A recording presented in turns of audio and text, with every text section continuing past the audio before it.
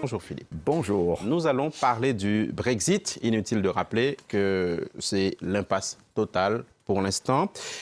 Voyons comment les pays se préparent à la perspective d'un Brexit dur, d'un no deal. On commence par la France. 5 ordonnances ont été présentées en Conseil des ministres. Qu'y a-t-il dans ces textes? Alors, pendant qu'on s'engueule en Grande-Bretagne et on ne trouve pas de solution pour le Brexit et la situation ne s'améliore pas, en Europe, on commence à s'agiter un petit peu et s'inquiéter. En commençant avec la France, où depuis hier, le Premier ministre Édouard Philippe a annoncé plusieurs mesures en cas de no deal, à savoir aucun accord entre la Grande-Bretagne et Bruxelles, à savoir aussi que la Grande-Bretagne quitterait l'Union européenne le 29 mars prochain sans deal, qui pour les Britanniques sera probablement, selon les Français, le pire solution.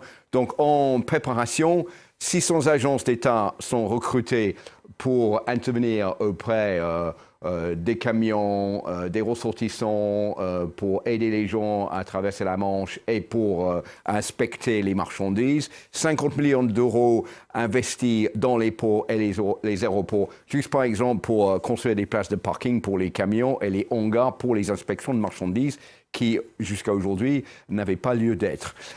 Troisième, la protection des intérêts des Français résidant au Royaume-Uni. Juste un exemple, si vous avez un permis de conduire britannique, il sera peut-être plus valable en France et vice-versa à partir du 29 mars. Donc tout ça, ça engendre de la bureaucratie. Il faudrait que les Français soient sûrs que s'ils partent en Grande-Bretagne, ils vont pouvoir conduire s'ils ont passé leur permis.